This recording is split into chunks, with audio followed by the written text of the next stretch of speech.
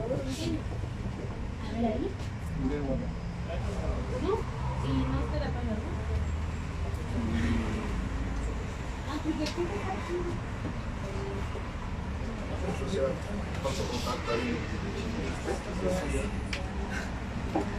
Y sí está. Ese como que no está conectado.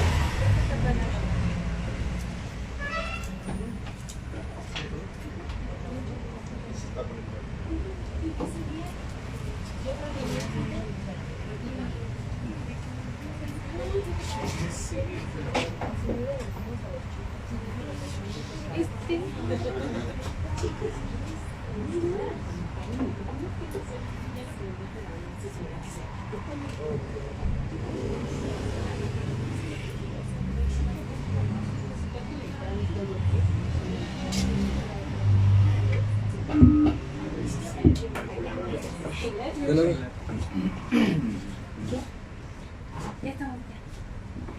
Bueno, pues muy buenas tardes a todas y a todos. Muchísimas gracias por acompañarnos a este cuarto y último conversatorio de este ciclo en torno al número 7 de la revista UNAM Internacional, que estuvo dedicado a las migraciones.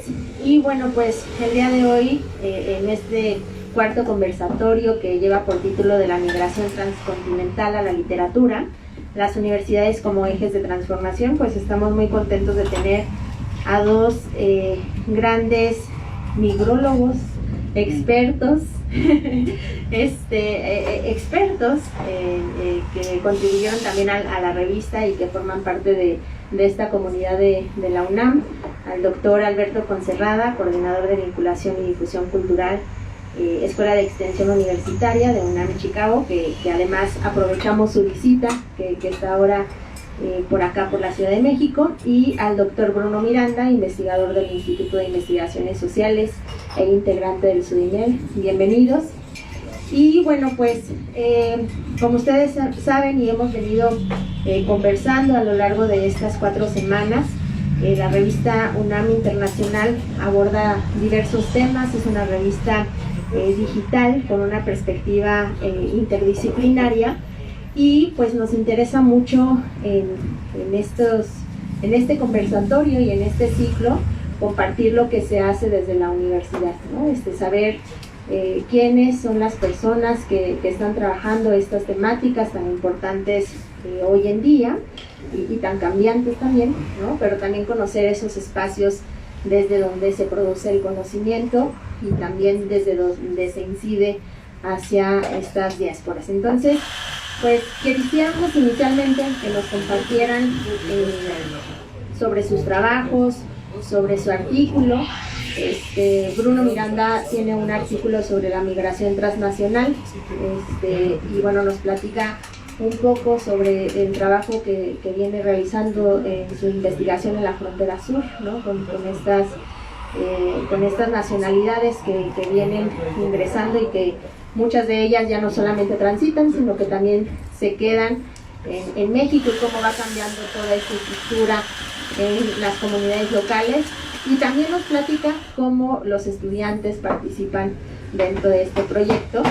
Y bueno, pues primero, si te parece bien, te doy la palabra, Bruno, para que nos compartas, y bueno, ya después le daremos la voz a Alberto. Muchas gracias, Marisol. Me encanta la idea de conversatorios en cafeterías y librerías, un poco para salir tantito del marco, ¿no?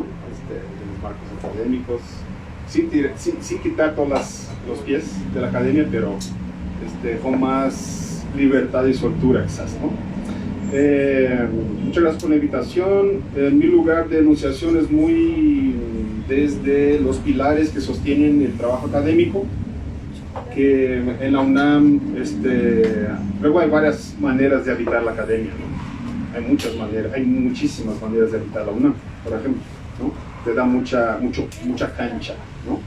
Para hacer cosas diversas, pero nos exigen investigar, coordinar proyectos, dar clases y hacer divulgación y difusión, ¿no?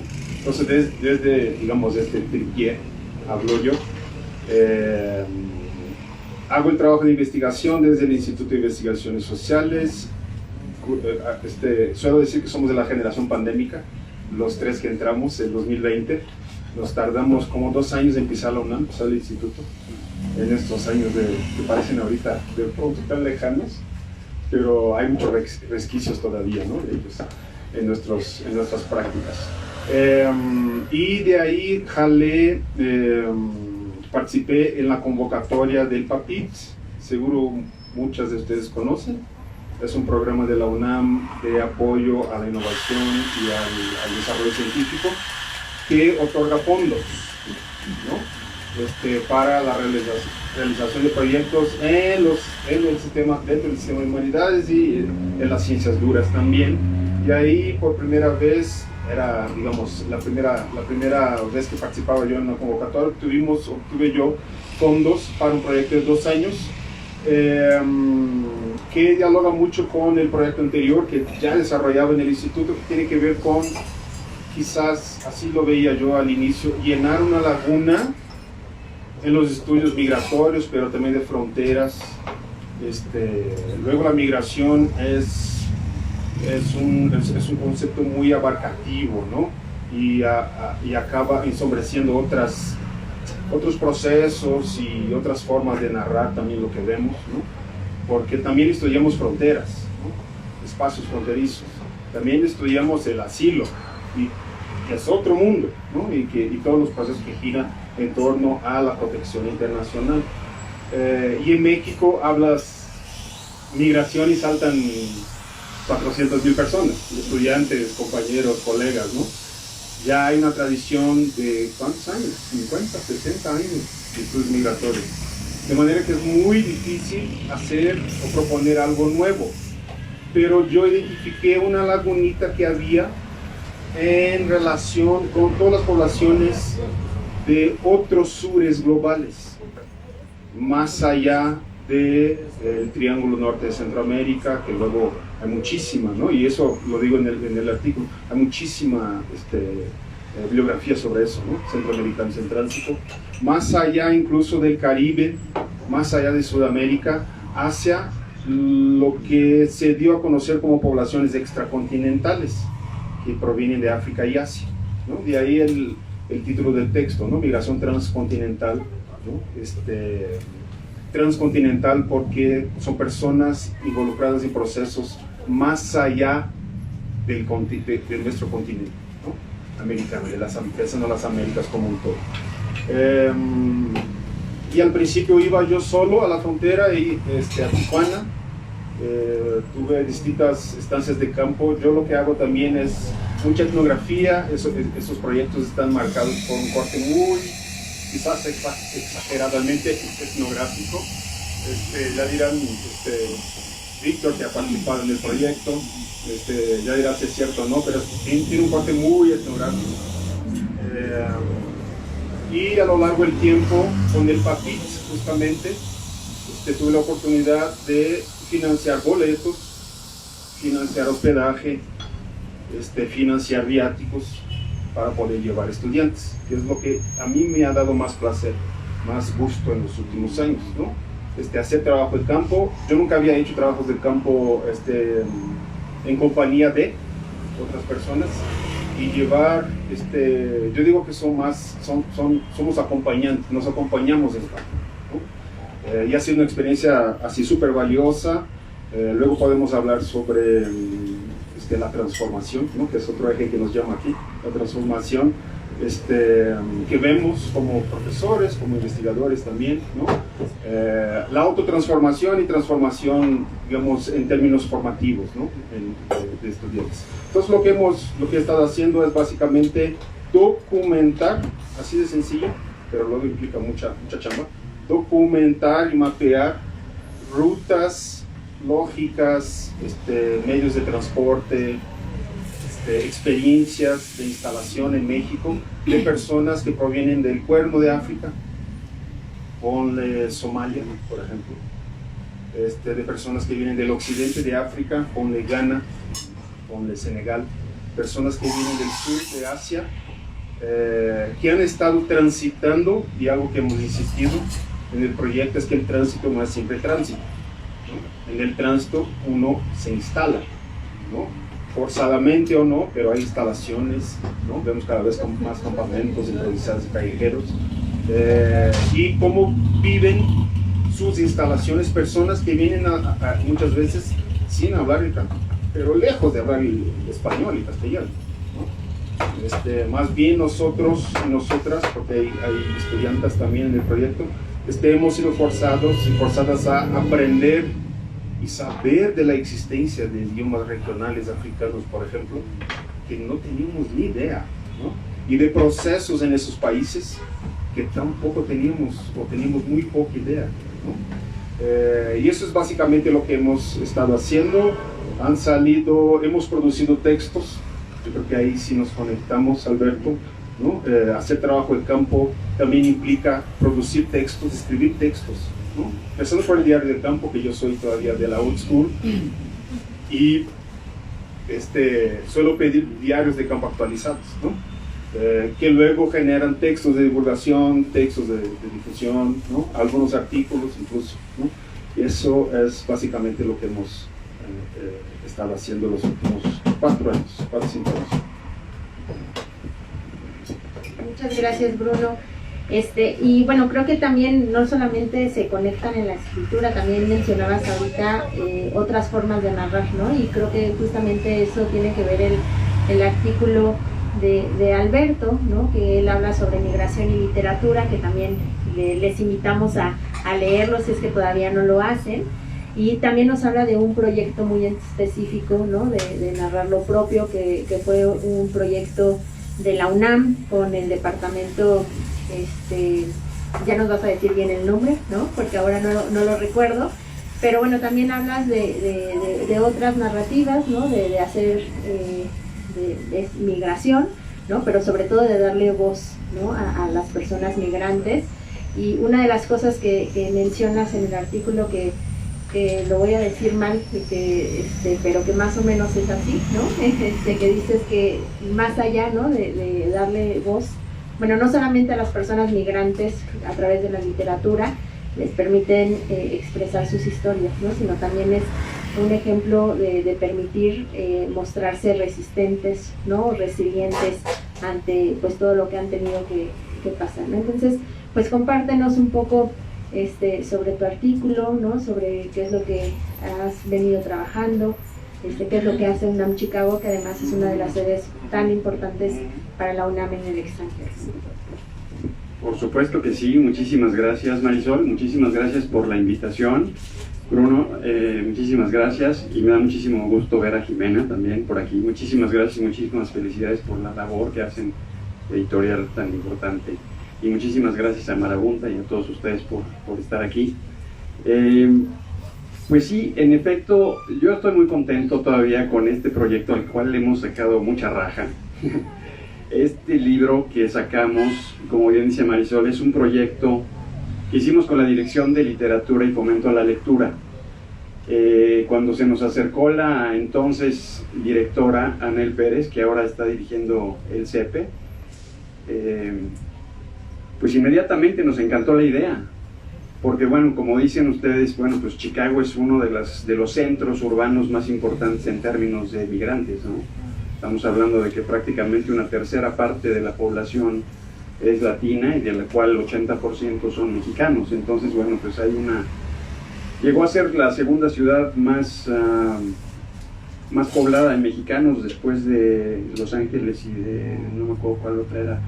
Ahorita ya le están ganando Houston y Phoenix, y otra que no recuerdo cuál es, pero bueno, este proyecto pues nace de un sueño de que teníamos todos también, un poco de pues darle una nueva cara también al tema migratorio, ¿no?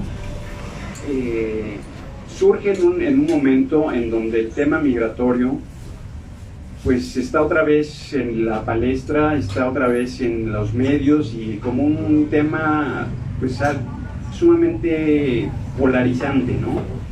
En los Estados Unidos ahorita se está dando un debate muy importante, muy fuerte, acerca de quiénes son y estas olas de migrantes que están llegando a una ciudad santuario, por cierto, que quiere decir, ¿alguien sabe qué es la ciudad santuario? ¿Qué quiere decir una ciudad santuario en los Estados Unidos? Bueno, una ciudad santuario es básicamente, digamos, una ciudad progresista, que acoge bien a todos los que llegan, porque como saben, pues las políticas migratorias dependen del gobierno federal, es quien dicta realmente los temas migratorios. Pero una ciudad santuario lo que implica es que son bienvenidos los migrantes y las autoridades no tienen por qué necesariamente cooperar con las autoridades federales. Entonces eso, bueno, pues se ha convertido en un, pues, digamos, un paraíso para muchos de los migrantes, ¿no? Porque no les preguntan si son indocumentados o no, sino que pueden vivir libremente. Ahora, estamos viviendo momentos muy difíciles otra vez, porque han llegado unas oleadas de migrantes impresionantes, ¿no? Ya no son los mexicanos, ahora son los venezolanos, que empezaron a llegar el año pasado. No sé si recuerdan que salió esto en las noticias. Bueno, pues cuando estaban llegando, lo estaba mandando el gobernador de Texas, un tipo del Snabler realmente, que lo estaba mandando en camiones a Chicago, un poco para tratar de mostrarle a la federación, pues que estaban fallando sus políticas de migración, ¿no? Entonces empezó a inundar y la ciudad pues, ha recibido empezó con 5,000, ahorita ya están en 40,000 migrantes de Venezuela. Chicago está experimentando un fenómeno que no se había visto nunca, pues que hay muchísima indigencia, por ejemplo. Y bueno, el día de mañana tengo la fortuna de que estar aquí visitando la vicealcaldesa de Chicago para los temas migratorios precisamente, y precisamente vamos a ver este tipo de alternativas, porque quieren saber pues, qué es lo que se puede hacer, ¿no? En términos de políticas públicas, y de ahí la importancia de las universidades, ¿no? Ahorita me estaba ya desviando un poco del tema migratorio y del tema del proyecto, pero bueno, este proyecto nace y le tenemos mucho cariño porque precisamente, pues la migración, cuando uno piensa en migración, pues hay veces que nada más piensa en una manera muy unidimensional, ¿no? Y dijimos aquí, bueno, todas estas personas tienen mucho que contar, ¿no? Mucho que contar.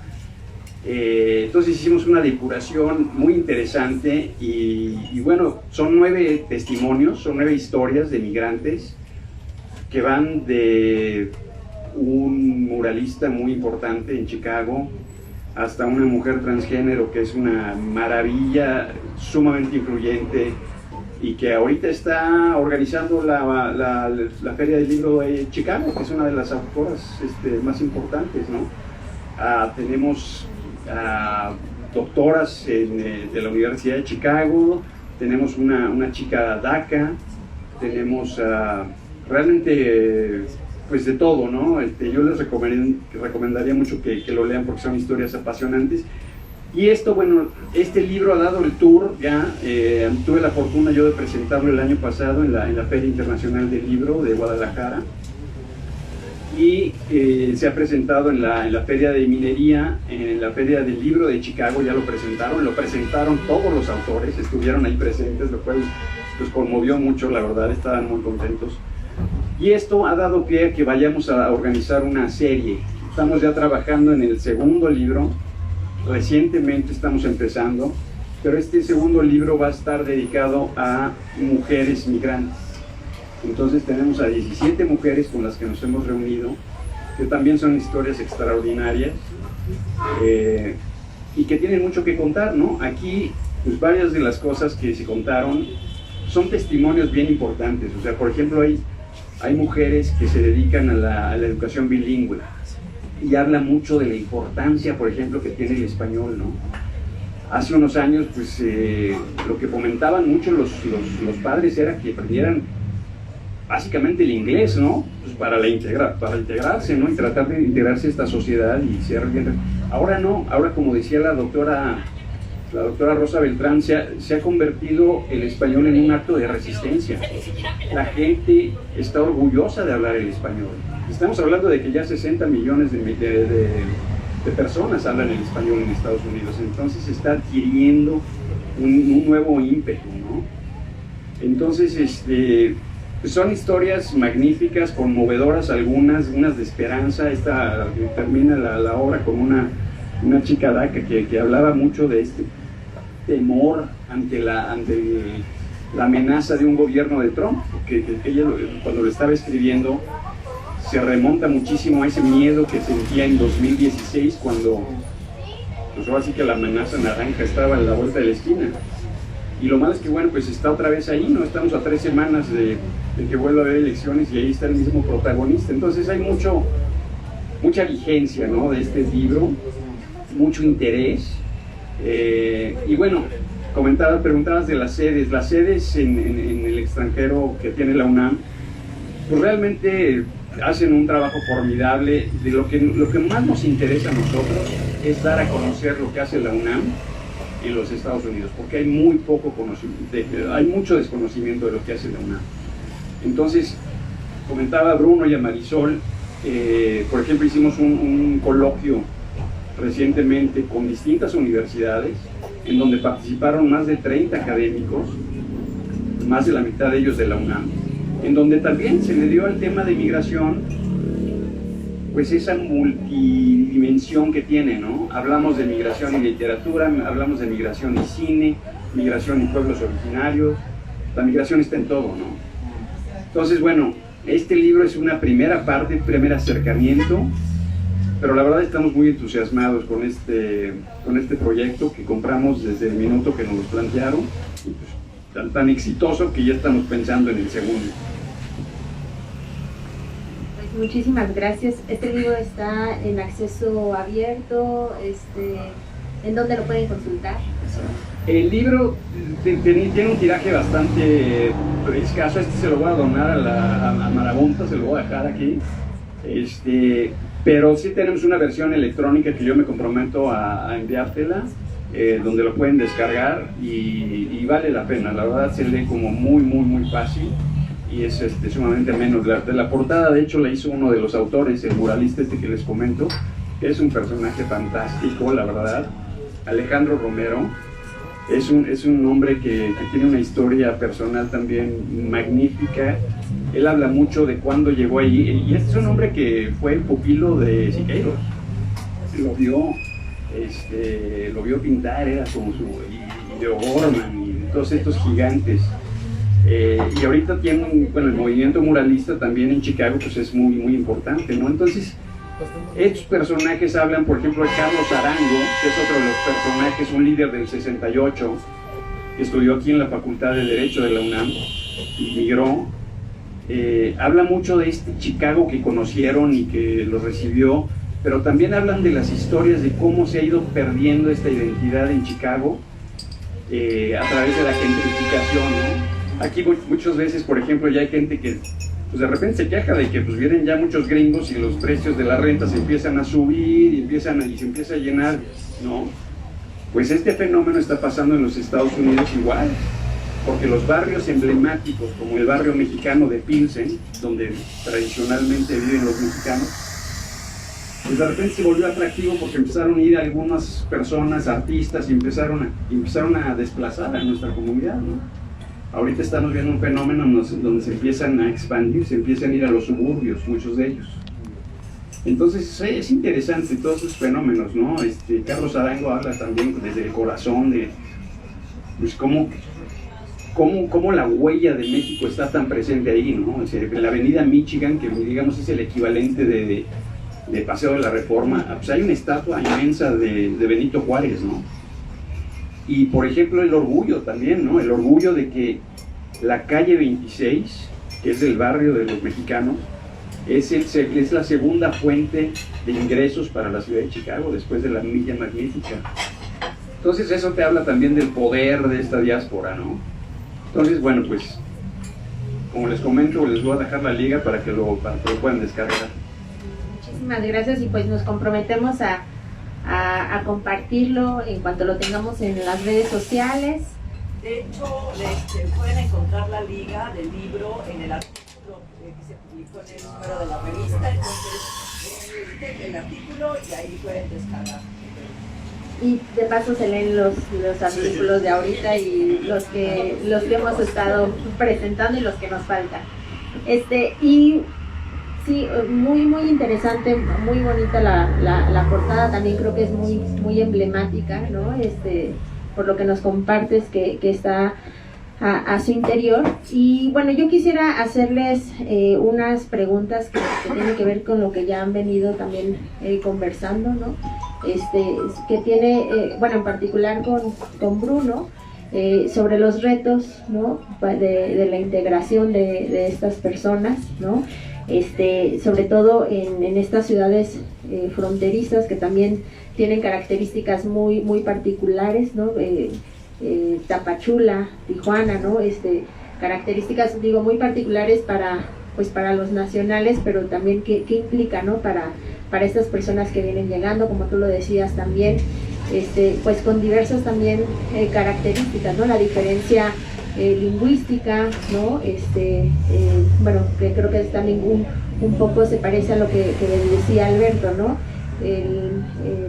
El arraigo, ¿no? a la lengua nativa, al español, pero también qué pasa cuando pues no se desconoce la lengua, ¿no? Y bueno, las ciudades locales pues también desconocen, ¿no? Que existen y bueno, cuáles son los retos, ¿no? Y también cómo pues ha cambiado toda esta demografía, ¿no? Y toda esta pues toda esta dinámica local, y bueno, qué implica también para las personas migrantes, no nada más para las personas que viven en estas fronteras. Sí, Marisol, gracias por la pregunta.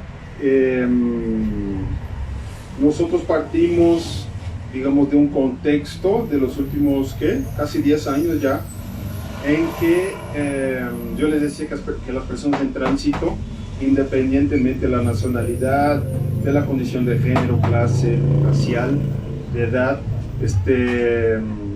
se instalan mientras transitan, ¿no? Eso no es nuevo en México, tanto es así que las ciudades fronterizas del norte, por ejemplo, Tijuana, por ejemplo, su composición demográfica se explica por acercarse a la frontera e instalarse para ver qué es lo que pasa, ¿no? La composición demográfica de ciudades tan importantes y tan pobladas como Tijuana se explica a partir de esas instalaciones que se convierten en residencia, pues, más o menos permanentes, ¿no?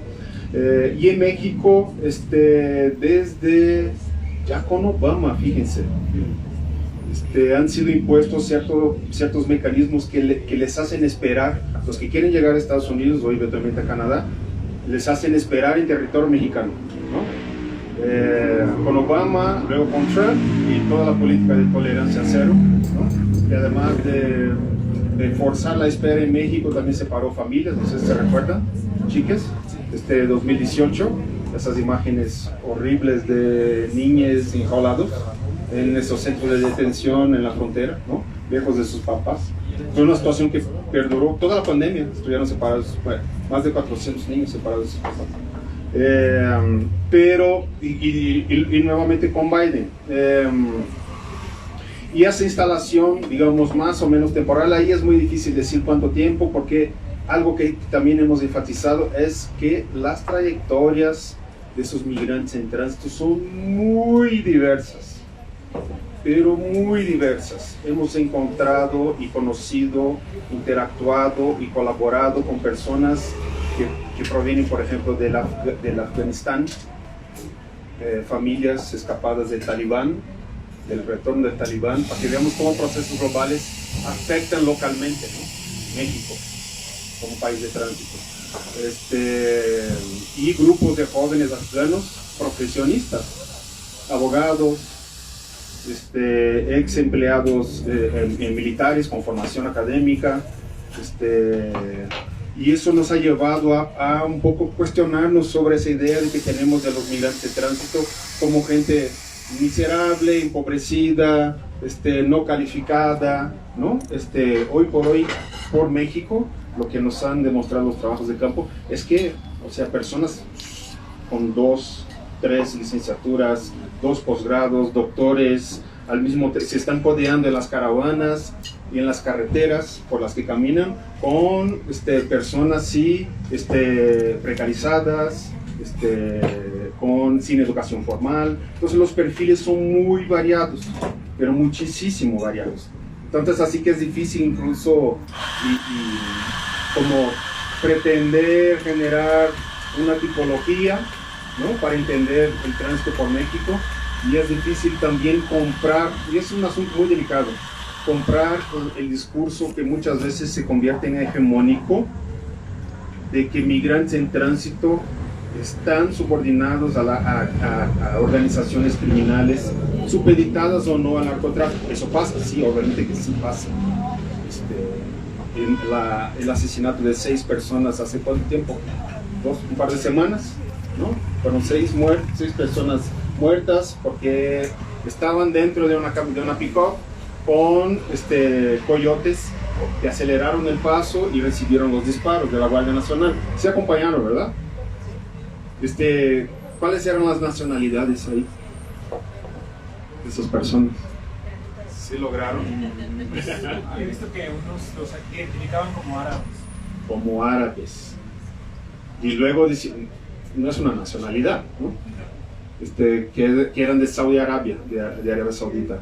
Había egipcios, entre los muertos hay personas de Egipto, ¿sí? Las que quedaron, las que sobrevivieron están bajo la custodia del Instituto Nacional de Migración, no sabemos en qué condiciones, pero había personas de Nepal, había personas de Pakistán, ¿sí?, que nada más salen a la luz cuando pasa este tipo de cosas, ¿no?, y de hechos.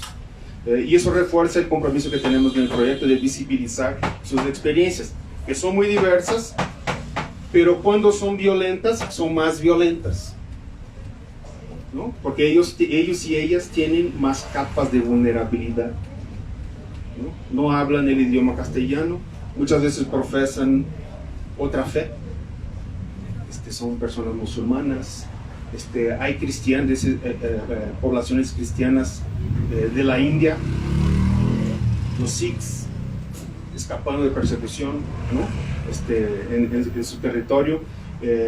Hay mujeres negras con niñas transitando, africanas, por ejemplo, ¿no? Y sabemos que estos cortes de género, racial, por idioma, van, no multiplicando, pero van intensificando las violencias, ¿no? Será más violento un retén para una mujer migrante de Somalia que para un hombre migrante de Honduras, ¿no? Será más violento una redada para personas asiáticas o africanas que para personas que pueden de alguna manera manejar, ¿no?, y dominar el idioma español, ¿no? Entonces es muy importante enfatizar en la diversidad.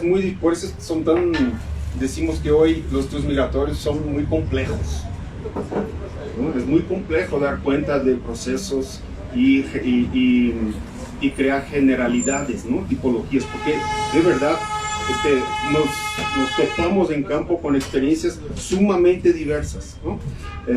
Pero también, por otro lado, es importante enfatizar en las necesidades de protección internacional que tienen esas personas mientras transitan y se instalan en el territorio mexicano, ¿no? Hay casos de personas africanas que estuvieron yendo y viniendo, porque además de las deportaciones desde Estados Unidos, hay devoluciones internas al territorio mexicano. Entonces, personas que llegan a la Ciudad de México y son devueltas a Tapachula, ¿no? Y en ese vaivén, personas que han estado 2 años en espera y en circulación por México, ¿no?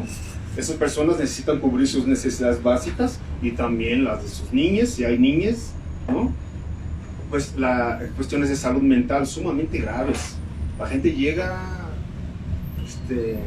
bastante afectada en México después de haber cruzado el Darién, por ejemplo, después de haber cruzado Centroamérica, ¿no?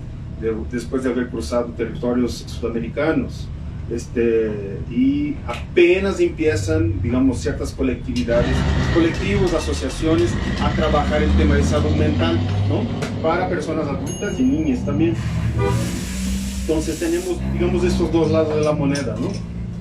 No generalicemos, demos cuenta de todas las situaciones muy particulares que una persona asiática o africana tiene en México, pero también no dejemos de cubrir y de denunciar. Yo creo que hay un papel de denuncia también, quizás una denuncia más sistematizada, las que hacemos en artículos, y una denuncia más abierta, que las que podemos hacer en textos de divulgación, por ejemplo en blogs, como lo hemos hecho, ¿no? Hubo un blog muy importante en el COLEF, que es el Colegio de la Frontera Norte, de un observatorio que sigue existiendo, Observatorio de Legislación y Política Migratoria, pues que es un espacio donde podemos abrirnos y soltar un poco la tecla, las manos, ¿no? Y salir de la atadura del texto académico para, entre otras cosas, denunciar las violaciones que nuestros trabajos de campo nos legitiman a hacer. Porque en el trabajo de campo uno se empapa de lo que ve y no, digamos, los filtros entre lo que observa o los filtros para los procesos que observan serán los filtros ideológicos de la misma persona, ¿no? En campo. O sea, es información de primera mano la que obtenemos en campo. Es muy importante todo el trabajo periodístico, especialmente de periodismo de investigación, y acudimos a ese trabajo, no son insumos también.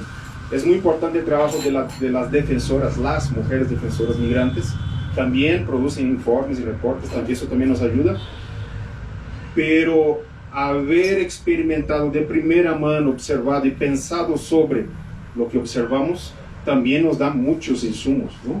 Como para asumir la firma del texto, hablando nuevamente de producción de textos, asumir la firma del texto y hablar en primera persona, por ejemplo, algo que en la academia todavía, ¿no? La gente se crispa todavía cuando hay textos producidos en primera persona, ¿verdad? La impersonalidad académica a veces es un estorbo, según yo. Pero esas son, digamos, las facetas y la integración depende mucho de los replanteamientos que tiene Marisol en tránsito, ¿no? Se dice hoy mucho que México es país de destino. Sí lo es, y lo que hemos defendido es que ese destino es en parte producido por Estados Unidos. La imposibilidad de cruzar la frontera incrementa el número de solicitudes de refugio en México.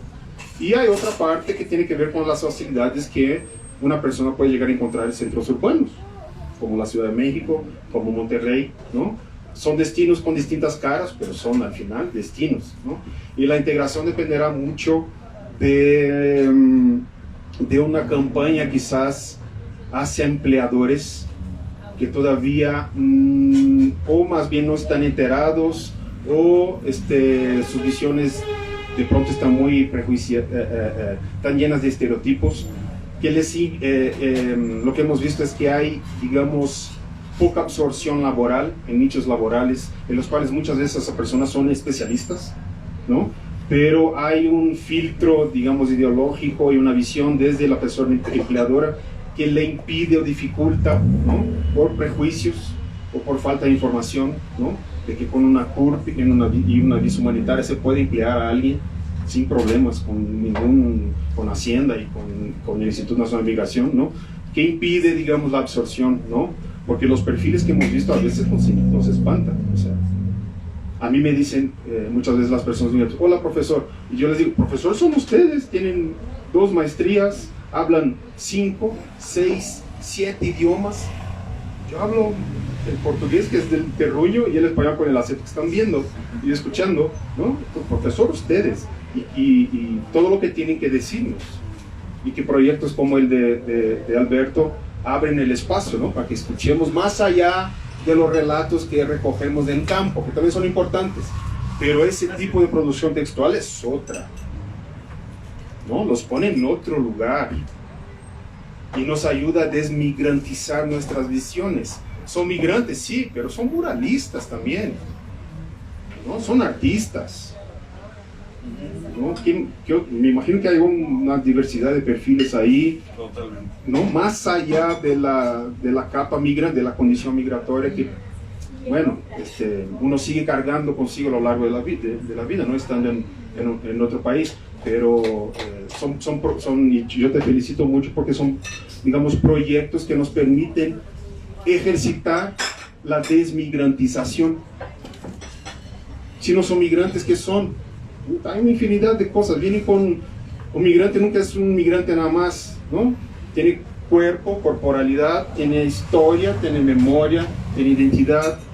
Y en nuestros textos, muchas veces, en nuestras tesis, muchas veces nos damos cuenta, ¿no? Porque no podemos tampoco, ¿no? Por las amarras académicas.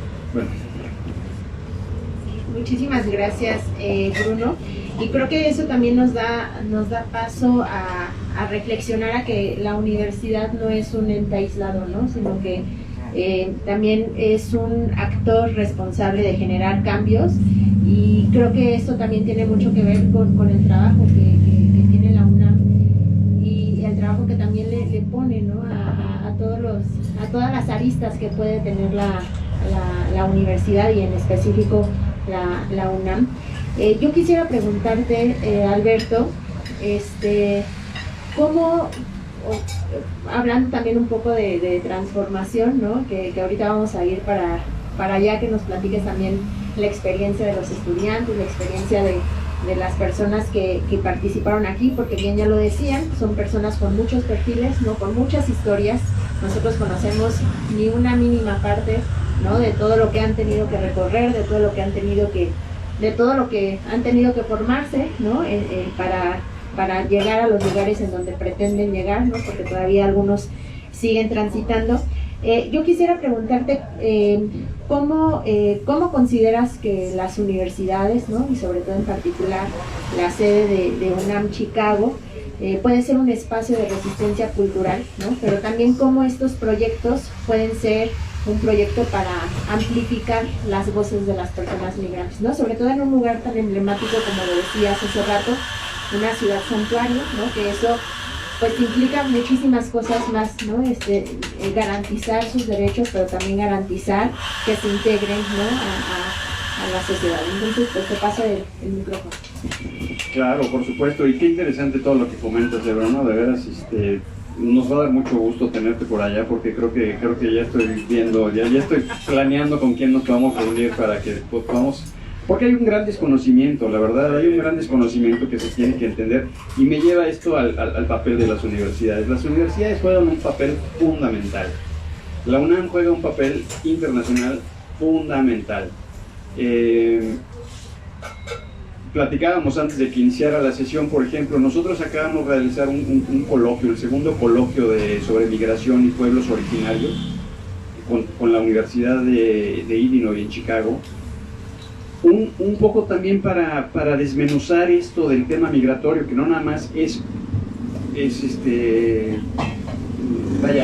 no nada más es uno, son muchos temas migratorios, ¿no? Mucha relación con distintos temas, y ahí la UNAM tiene una obligación.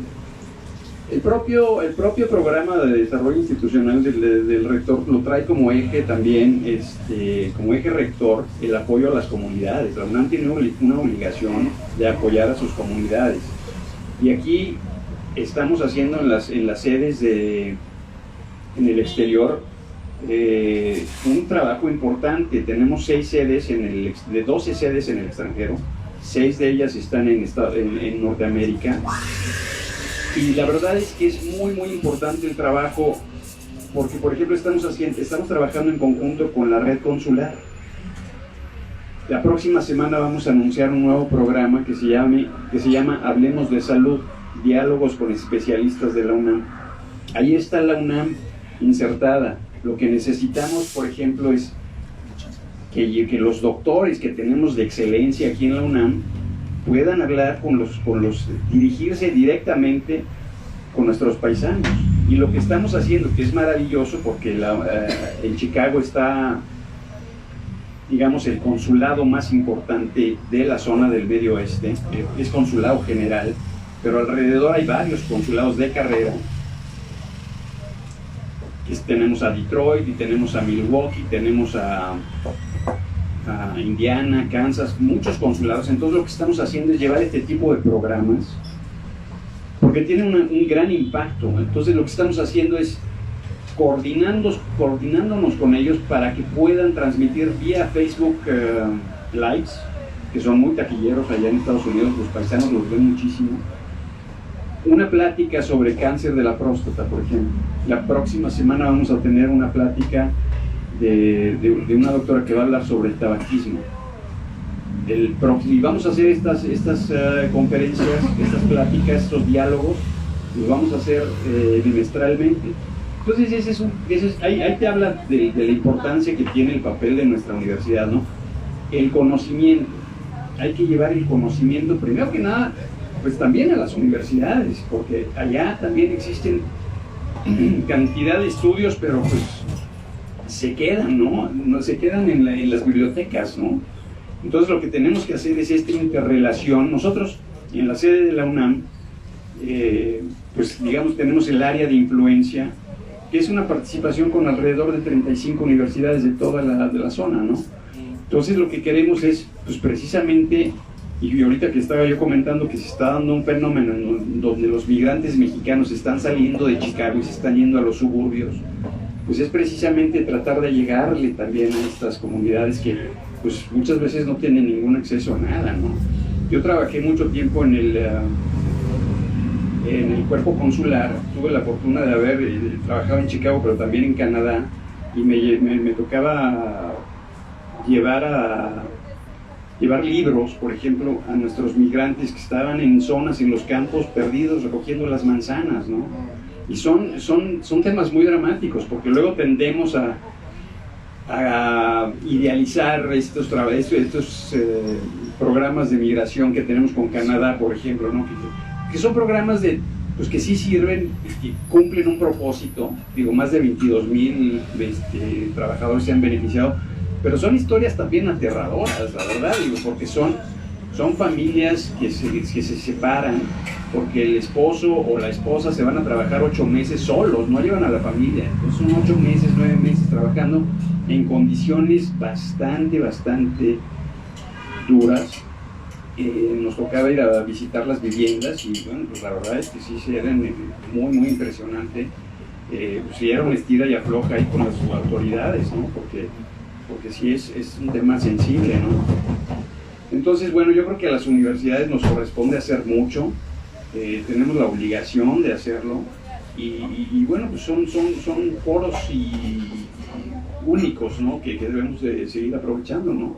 Y parte de la visita que tengo yo mañana con la vicealcaldesa para asuntos migratorios de Chicago, pues es eso, ¿no? Buscar alternativas. Ella está muy preocupada, por ejemplo, porque se están viendo rebasados en estos temas de asilo, por ejemplo, ¿no? O de cómo, por ejemplo, los asentamientos, dónde están las personas, dónde las llevamos, porque aparte ya estamos a 3 semanas de una elección, son temas sumamente delicados, y bueno, pues es donde las universidades, con esta voz autónoma, pues es importante que se haga la tarea, ¿no? Sí, muchísimas gracias, y bueno, pues creo que eso nos da paso al último tema con el que quisiera que cerráramos para poder compartir también con nuestro público, ¿no? Y que tiene que ver con la transformación, ¿no? Y cómo las universidades, como desde el trabajo de la academia, desde la investigación, pero también desde los proyectos culturales, pues no solamente literarios, pues se puede transformar, ¿no? Se puede hacer innovación social, ¿no? Y también cómo esto nos lleva a formar futuros profesionistas con sensibilidad social, que creo que también es una de las cosas que tiene mayor énfasis la UNAM, ¿no? Y que eso pretende, y que además pues Bruno los incluye, ¿no? Justamente pues te da otra perspectiva, vaya, ser estudiante, de leer libros, de escuchar, ¿no? De compartir, de asistir a estos espacios, pero también te da otra perspectiva de poder acompañar al profesor, ¿no? Y como tú lo decías, acompañarnos, ¿no? Porque también pues ellos tienen otras miradas, ¿no? Que a lo mejor no estamos viendo. Y lo mismo ocurre, ¿no? Con los proyectos culturales, ¿no? La innovación, cómo se incluyen a las personas, ¿no? Y cómo desde la academia, desde lo cultural, pues se puede incidir no solamente en las sociedades que acogen, ¿no? Que reciben a estas poblaciones, sino también en la política pública, ¿no? Entonces, pues quisiera que tuviéramos una reflexión sobre esto, y para cerrar también nuestro conversatorio y bueno, pues que nos compartan desde sus trincheras qué es lo que implica la transformación para la universidad.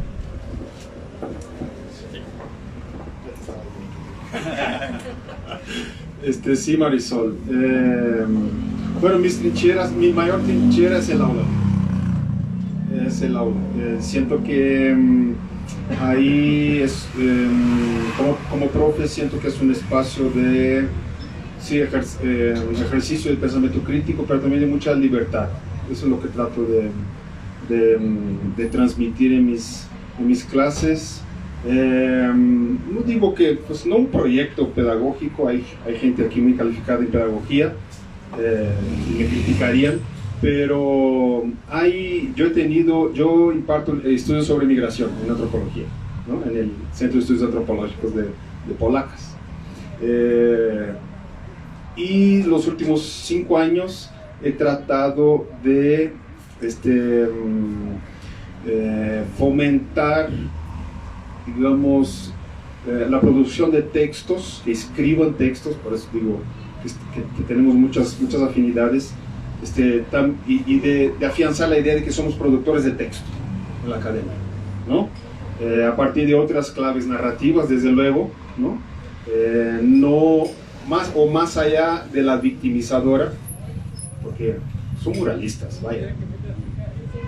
O sea, cuando se dan a conocer personas migrantes, o sea, difícilmente pasamos o transformamos nuestras miradas, ¿no? Y es difícil leerlas como víctimas, o solo como víctimas, ¿no? Y en esas clases de estudios sobre migración he tratado de que los y las mismas estudiantes se piensen a sí mismas o en situaciones de frontera, ¿no? ¿Por qué? Porque recorren la ciudad, porque hay una movilidad, ¿no? En su experiencia cotidiana, ¿no? Y que, digamos, hay un fomento en mis clases de que se ubiquen y encuentren sus lugares sociales, y dentro de esos lugares, ¿qué fronteras cruzan en su cotidiano? Hay fronteras de género, hay fronteras urbanas. Tengo estudiantes que vienen de la zona metropolitana, ¿no? Y que tardan 2-3 horas en llegar a la clase, ¿no? Y cómo se ven en fronteras, en situación fronteriza, ¿no? Y eso ha funcionado, o sea, la devolución de parte de ellos y ellas a través de sus textos finales son impresionantes. Componen poesía, escriben crónicas, hay ensayos fotográficos, ¿no? O sea, la narración pasa por distintos lenguajes también para informar, ¿no? Sobre el proceso migratorio y fronterizo. Eso del lado de la docencia. Pero nunca tuve un papime, ni siquiera tener un papime. ¿Saben qué es el papime? ¿No? De la UNAM, hablando de las facilidades institucionales de la UNAM. Ajá. Sí, el papim más a la investigación, aunque la investigación también implica formación, ¿no? Porque los papits, funciones están muy vinculadas con las tesis, el desarrollo de las tesis, ¿no? Y la titulación, entonces también es formación. Pero los papimes, yo como nunca tuve, el Sudimer sí, ¿no? Ya llevo algunos. Uno nada más. Bueno, uno, y el Sudimer tiene, anualmente ofrece unos cursos de verano gratuitos. Uno es sobre temas coyunturales y el otro tiene que ver sobre metodologías. Todos los años son diferentes, aunque a veces llevan el mismo nombre, pero pues todos los años van cambiando los ponentes, las temáticas. Y bueno, en ese sentido, en alguna ocasión se tuvo un papime que se generó un manual de contenidos. Y bueno, pues básicamente lo que ofreció en ese manual es pues el contenido del curso, ¿no? La bibliografía, las temáticas, el objetivo, pero bueno, pues eso creo que está más destinado a los procesos de enseñanza, ¿no? Y a los productos que se pueden generar de los procesos de enseñanza, justamente para formadores, ¿no? Y también pues para quienes reciben pues esos conocimientos. Sí, y además, al pensar al pensarse a uno mismo, a una misma en situaciones de frontera, uno también se da cuenta de cómo también de cierta forma es migrante. Es muy común que yo tengo grupos de entre 25 y 40 estudiantes, muchas personas tienen parientes o son hijos de primera generación en Ciudad de México o tienen parientes en Estados Unidos, Canadá, de forma que la transformación también pasa por contemplar esa arista de sus identidades, ¿no? Como personas frutos de procesos migratorios, ¿no? Y por otro lado, digamos, en el campo más investigativo, los trabajos de campo han sido para mí muy reveladores de cómo, cuáles son los efectos de rebasar el libro, ¿no? De rebasar lo que leemos, sobre procesos humanitarios, por ejemplo, ¿no? Cuáles son los efectos de estar en una cola de Comar o acompañar personas migrantes en la fila de ACNUR, de una agencia de ACNUR, están en Tapachula, por ejemplo, ¿no? De empaparse a través de la experiencia, de las interacciones, de lo que uno lee en el texto, ¿no? Se habla de militarización de las fronteras. Bueno, vayamos a ver y a observar y a pensar sobre los cordones de seguridad en el Suchiate, por ejemplo, ¿no? Que separa México y Guatemala, ¿no? Y esa transformación también tiene que ver mucho con los marcadores sociales de cada persona en campo. En eso hemos insistido mucho, ¿no? Yo tengo como parte del equipo personas que vienen de periferias, tengo mujeres racializadas, tengo hijos e hijas que provienen de cuna académica, ¿no? Y que tienen otro tipo de entrada en campo, ¿no? Entonces la idea es un poco también dar cuenta de esa diferencia, ¿no? Y ver qué tanto se puede, digamos, explorar en el buen sentido, digamos, sus propias formas de entrar al campo, ¿no? El otro tiene que ver con el papel, y es lo que digo en el texto, me permitió llevar a campo a estudiantes cuyas carreras fueron cruzadas por el COVID-19. Y para la antropología es todo un tema no poder salir, ¿no? Y hacer campo, etnografía, prácticas de campo, aunque yo también esté en el equipo es conformado por estudiantes de sociología, aquí está Gabriela Zárate de sociología, está Víctor Villarreal, que es de relaciones internacionales. ¿Cuántas veces fuimos a campo, Víctor? 3, 4 veces, ¿no? Si internacionalistas ponen el guarache y vamos a campo, ¿no? Siento que es muy importante, luego podrán reaccionar ustedes, pero esa experiencia, o sea, llegar, se habla de campamentos callejeros, ¿no? Bueno, ¿cuáles son los efectos de observarlo, de interaccionar con la gente acampada, con mamás, con niñas? Se habla mucho de los espacios que generan migrantes, ¿no? Hemos presenciado, por ejemplo, cómo migrantes pudieron armar una mezquita en Tapachula, ¿no? Donde acuden personas asiáticas y africanas musulmanas, ¿no? Tuvimos una entrada a ese espacio y no es lo mismo hablar sobre que experimentarlo, ¿no? Eso les da a estudiantes mucho más legitimidad, ¿no? Estar ahí les da mucho más legitimidad incluso les impulsiona, porque les mueve de distintas maneras a avanzar en sus propias tesis, ¿no? Entonces a cada trabajo de campo veo un grado de avance mucho mejor en las tesis, ¿no? Y veo cómo eso se va retroalimentando. Pues a mí, yo digo, coincido con todo lo que ha dicho Bruno y se me hace fantástico lo del trabajo de campo, ¿no? Yo creo que es fundamental. En el caso nuestro, bueno, pues son espacios de reflexión. La UNAM sigue siendo un espacio de reflexión. Por fortuna ahí tenemos en la sede de la UNAM en Chicago, tenemos nuestro propio plantel. Tenemos unas grandes alianzas con organizaciones civiles, comunitarias que hacen magnífico trabajo en favor de los migrantes, pero también hemos tejido una muy importante red de contactos, por ejemplo, con los consulados centroamericanos y latinoamericanos. Entonces, bueno, pues todo este conocimiento, que es un caudal de conocimiento, pues es la idea esa, ¿no? De poderlo dar a conocer, de poder hacer alianzas con distintas universidades. Y este tercer coloquio que ya estamos pensando traerlo para acá, ¿no? Para de este que platicaba yo que tuvimos en septiembre, pues ¿por qué no hacerlo ahora en la UNAM, ¿no? Y traer también especialistas de distintas universidades y enriquecer el debate, ¿no? Y que no se quede nada más anclado en lo político y en esos campos, sino darle toda esta segunda edición que vamos a tener del libro. Bueno, ya anticipo que va a traer unas historias magníficas. Digo, hay una mujer zapoteca, por ejemplo, que está muy entusiasmada de contarnos su historia. Una mujer también, una destacadísima chef, una cantante de ópera. Entonces, bueno, pues también es un mundo diverso, una ultramaratonista. Entonces, bueno, va a ser una bonita serie. Entonces, bueno, pues creo que nos quedamos con esos espacios de reflexión.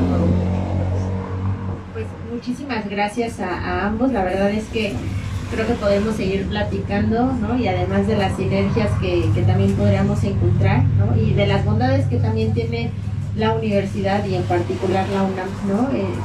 Como estudiantes, como investigadores, ¿no? Y también de todos estos centros y espacios que nos pueden, que nos ofrecen, ¿no? Para reflexionar. Y bueno, pues queremos pasar ahora el micrófono al público. No sé si tengan alguna pregunta o si nos quieran también compartir, como ya lo decía Bruno, qué ha sido para ustedes compartir estos espacios de reflexión, ¿no? de trabajo, de intercambio, y bueno, pues también hablar un poco, ¿no? Desde su punto de vista sobre la transformación, sobre la universidad. No todos al mismo tiempo, por favor. Jóvenes, infancias, la salud mental, ¿no? También hay un artículo sobre salud mental que es muy importante. ¿Qué otros? Creo que me falta. Cine también, ¿no? Entonces, pues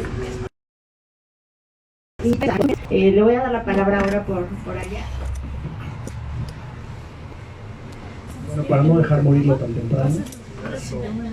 La verdad es que a mí la experiencia en campo sí me ha abierto como nuevas sensibilidades, como decía el profesor Bruno, yo le digo profesor Bruno.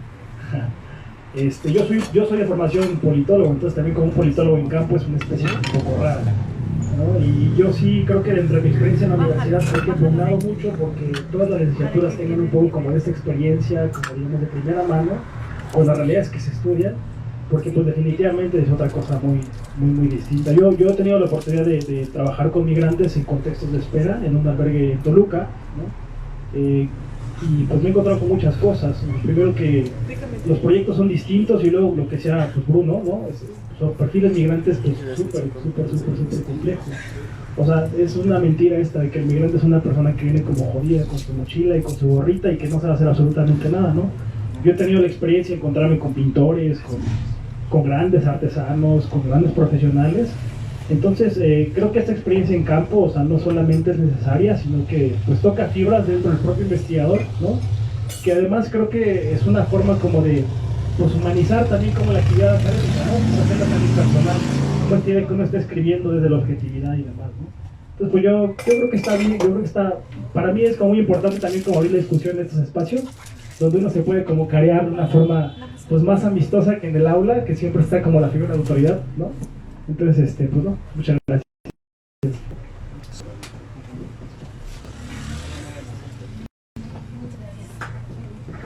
Hola, soy Marina y yo tengo una pregunta sobre cómo interfiere la actividad académica, o sea, en esos proyectos sobre los que estaban hablando en Chicago, en las políticas públicas, cómo está lo que se lleva a cabo y todo eso, o sea, cómo está interfiriendo, o sea, como estos proyectos entre migrantes y, o sea, directamente como las políticas públicas. Y esa es mi pregunta. Gracias.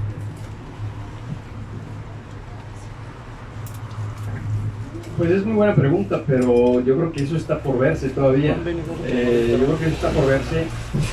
Hay precisamente lo que queremos hacer en la UNAM, la sede de la UNAM Chicago, es este tipo de encuentros en donde las políticas públicas se encuentren con la academia, ¿no? sabemos que, por ejemplo, en las reuniones que tenemos mañana, pues hay muchas preguntas, porque sé que por el diagnóstico que conozco, hay muchísimo malestar en que no ha habido un involucramiento, por ejemplo, del sector privado. Uno ve las condiciones en donde están en indigencia las personas en la ciudad de Chicago, entonces de repente uno se pregunta y nos preguntan, pues ¿dónde está el sector privado? ¿Dónde está el capital que ayuda? Porque todos están quejando de que, bueno, pues de repente vemos migrantes por todas partes, o de repente los empezaron a poner en hoteles. Entonces la gente de repente se molestaba muchísimo, ¿por qué los hoteles? Y entonces luego hicieron unos campamentos que también causaron muchísima polémica, porque no estaban en condiciones. Todo este tipo de cosas, pues lo que requiere es reflexión, ¿no? No sé, Bruno, a lo mejor estás familiarizado con un estudio nuevo que salió de Fuerza Mexicana, creo que se llama, que lo hizo UIC, que me parece que es esta iniciativa de ciudades globales. Entonces ahí es donde se encuentran los espacios, ¿no? Nosotros la idea de mañana pues, es identificar precisamente en quiénes son con quienes pueden hablar esas personas que están tomando decisiones, ¿no? A mí lo que me llama la atención es que se creó apenas en el 2023 el cargo que tiene esta señora, ¿no? No existía antes una dirección o la vicealcaldesa de asuntos migratorios, que no es asuntos migratorios, es migración, inmigración, refugiados y derechos humanos, ¿no? Es la primera persona que ocupa este cargo. Qué bueno, qué maravilla, digo. O sea, es algo tarde a lo mejor, pero bueno, pues qué maravilla que está en la UNAM, ¿no? Porque ella no venía a esta visita, ella venía a una visita que vienen con los alcaldes de varias ciudades, que se van a juntar con el Aspen Institute y con City Labs.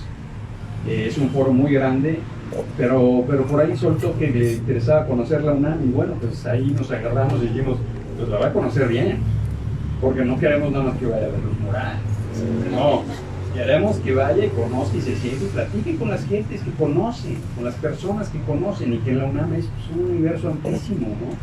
Entonces, bueno, pues la verdad es que contestándote sin contestarte, pues yo creo que está por verse qué tanto podemos incidir, ¿no? Pero la academia, pues ahí está, con la mejor disposición de apoyar, primero a nuestros compatriotas y a los migrantes, y como comentaba, con este tipo de iniciativas que estamos tratando de impulsar, de sinergias, de encontrar sinergias con los consulados, con organizaciones civiles, ¿no? Sí, y la verdad es que también, bueno, yo nada más como un comentario, como un comentario sobre esto, nada más también quería decir que pues a veces también no hay que irnos tan lejos, ¿no? Pasaba, o sigue pasándose, ¿no? Pero particularmente el año pasado con los campamentos aquí en Ciudad de México, ¿no? Los vecinos alrededor pues también quejándose, ¿no? Que las calles no son albergues, ¿no? Entonces también creo que estamos en una situación social compleja, ¿no? Política compleja, ¿no? Y pues también a la expectativa de qué es lo que va a suceder. Y bueno, ahora sí te voy a dar la palabra.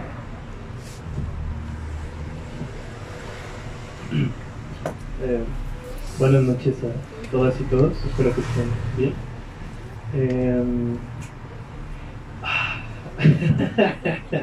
De que ya me puedo explayar un poquito más, ¿no? Porque no es espacio, sí es espacio académico, pero se siente diferente, ¿no? Yo por ejemplo, me hace mucho sentido muchas cosas, ¿no? Sobre todo cuando comparto este tipo de espacios que sí son académicos. Las aulas sí son importantes, pero muchas cosas corren alrededor de las aulas. Y yo he sido parte del grupo de Bruno, del PAPIT, que hemos hecho etnografía en las fronteras. Y hay algo que yo creo que nunca se va a poder contabilizar, y es el tema de la docencia. Porque, a ver, yo quiero pensar en cuántos puntos CONACYT le dio a un profesor el haber capacitado en términos teóricos, ¿no? O sea, ahí nos dicen una cantidad que puede ser mucha.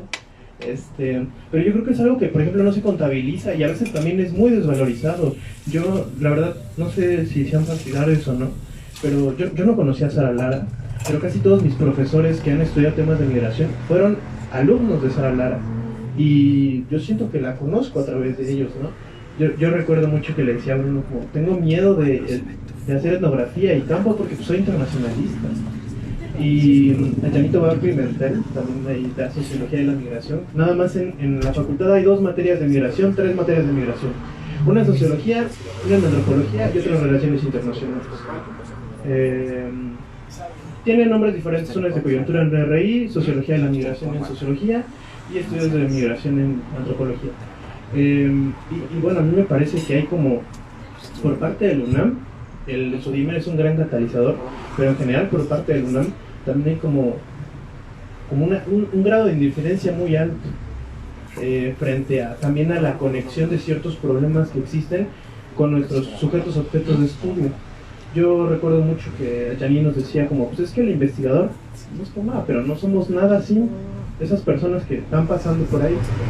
Y ahora con el colega que tenemos aquí, que es de Chicago, me recuerda mucho a Jorge Bustamante, que es también otro de mis grandes maestros, pero indirectos porque nada más lo leí, nunca lo conocí, nunca tuve la fortuna. Pero él criticaba mucho la postura del gobierno mexicano de querer reactivar a fuerza una enchilada completa, ¿no? O nada más solo como estas nociones de trabajo temporal. Él lo criticaba mucho, decía, a ver, tenemos muchas cosas que hacer con las personas que ya están instaladas allá, que están a favor del Estado mexicano y de continuar los procesos migratorios. Hay mucho que hacer, o sea, él hablaba de la sociedad civil, ¿no? Así lo ponía con esa palabra, de que en Estados Unidos hay mexicanos y no mexicanos que están a favor del Estado mexicano y técnicamente nos beneficia a todos, ¿no? Pero es una construcción mucho más compleja que además es a largo plazo y que tiene que ver con construcciones pues, culturales, dialécticas, todo esto, y que parece que la embajada o todos esos personajes también como que de repente pierden un poco la entrada a largo plazo y piensan a corto y mediano plazo.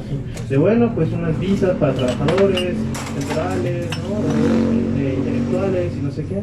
Entonces creo que aquí hay vemos cómo se va uniendo un poco, ¿no? El trabajo etnográfico con el trabajo académico, pero también con el trabajo de difusión allá en Estados Unidos, y también docente, porque todo esto que estamos haciendo pareciera ser que no tiene como un sentido a veces, pero por lo menos yo como estudiante sí me ha afectado y sí me ha permeado demasiado en el hecho de ya había dado un de preparación, ¿no? Y de capacitación que yo he recibido por parte de la universidad. Si no fuera por lo menos, yo no sé qué sería de mí.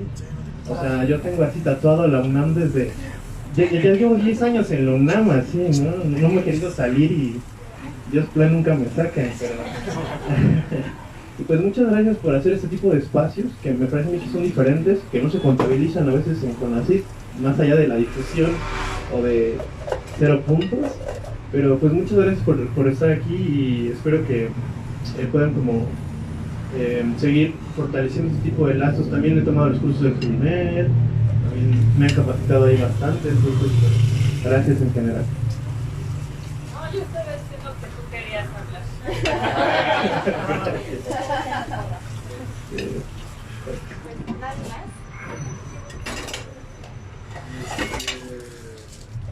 No, una anécdota, quizás, ¿me permites, Víctor? Hablar de los FIN y Pacific. Ah, sí. Sí. Entre 2022 y 2023, en una de las estancias de campo, fue la primera en que Víctor estuvo, en Tapachula.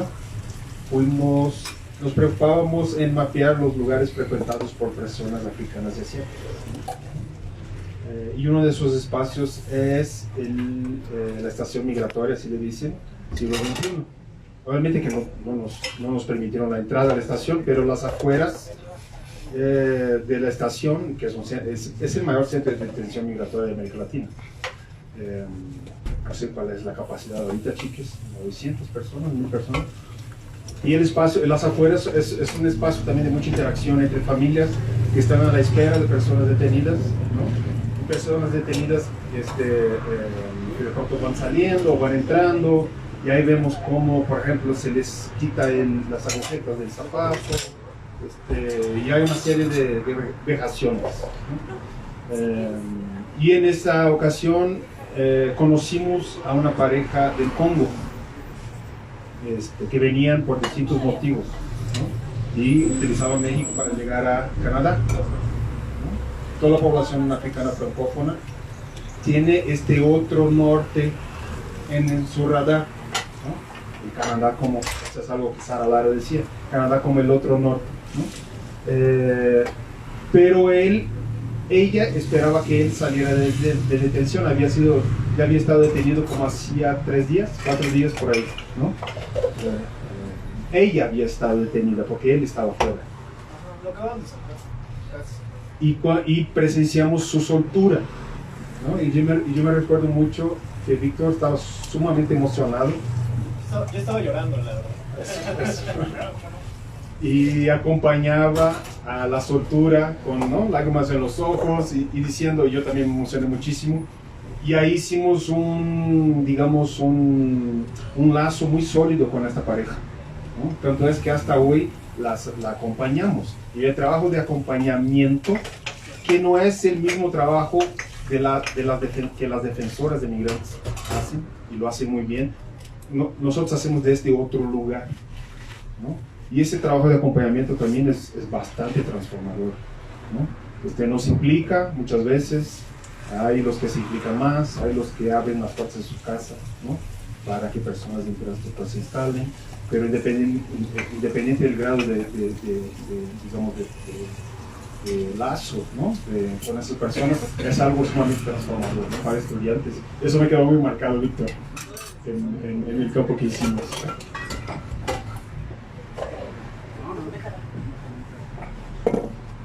Bueno, yo lo que quiero comentar y compartir con todos ustedes es que desde la revista también para nosotros ha sido este número en especial de migraciones, un número que nos ha transformado, nos ha permitido abrir los ojos a pues ciertos temas como más específicos en torno a la migración de lo que pues sabíamos cada uno de nosotros, que nos ha sensibilizado, nos ha abierto el interés de saber más, de leer más, de continuar haciendo pues, actividades en torno a este tan importante tema de las migraciones, con conversatorios, con quizá otro número que surja a raíz de este, y pues saber que quizá, bueno, muchas veces hemos estado acotados a nada más saber o conocer sobre la migración de México a Estados Unidos o la migración a través del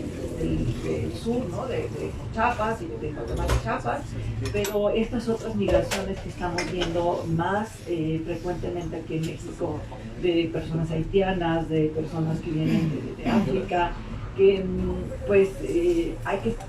Me ha sensibilizado y bueno, y en lo personal me ha abierto los ojos a ¿por qué no conocerlos y saber qué es de sus vidas y por qué están aquí? Porque pues son muchos, es otro tema que nos tocó en la revista, muchos factores que los han hecho moverse, factores climáticos, de violencia, políticos, económicos, etc. Entonces, pues quiero agradecerles, ¿no?, a ustedes y a los demás autores por esta transformación nosotros, y esperamos que también en muchos de los proyectos. Gracias a ustedes por el trabajo editorial. ¿Sí han consultado el número de la revista? Ahí pueden escanear el código QR y... Sí, les recomiendo que lo consulten y que bajen el libro, ahí está la liga, y lo vamos a dejar aquí en la librería.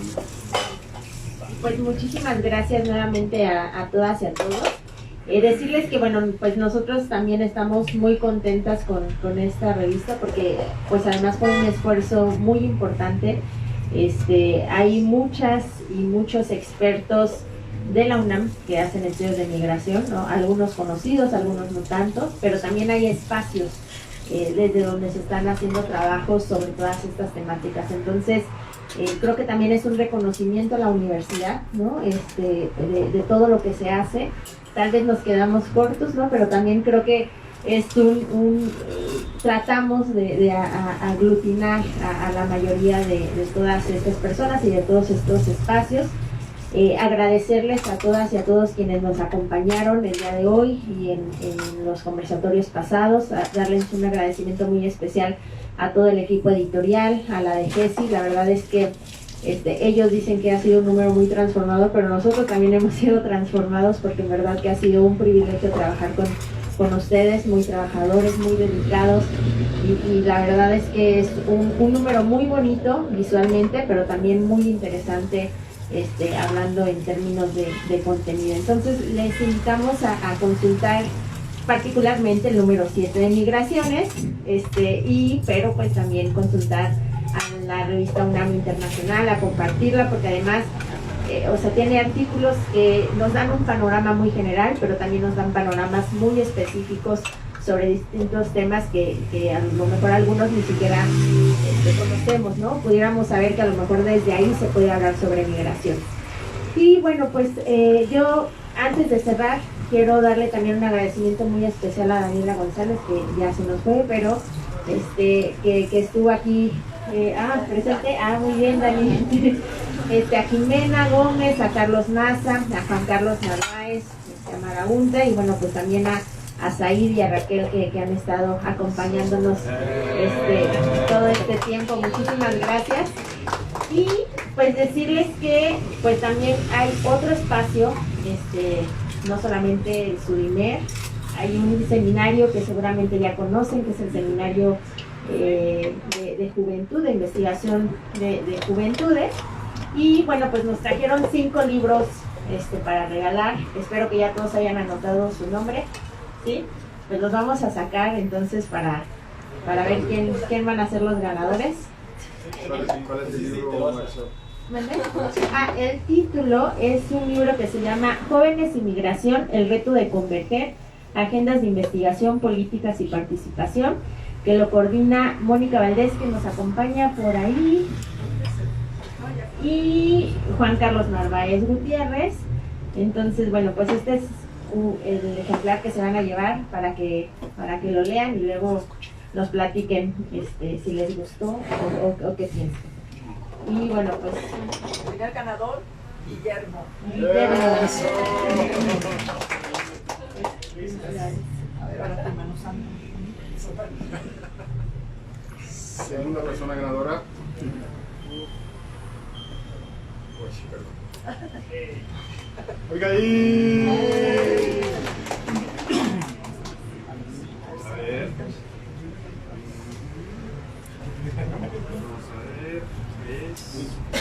Andrea Robles. Eso.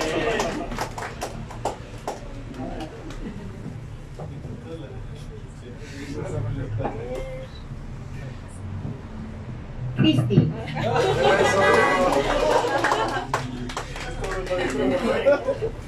Y bueno, pues ahora sí, el último.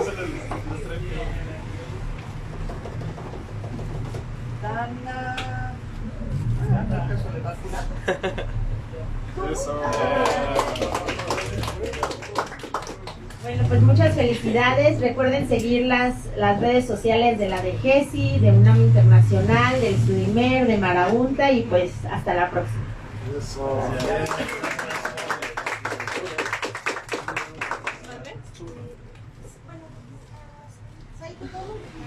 Sí, claro. A ustedes.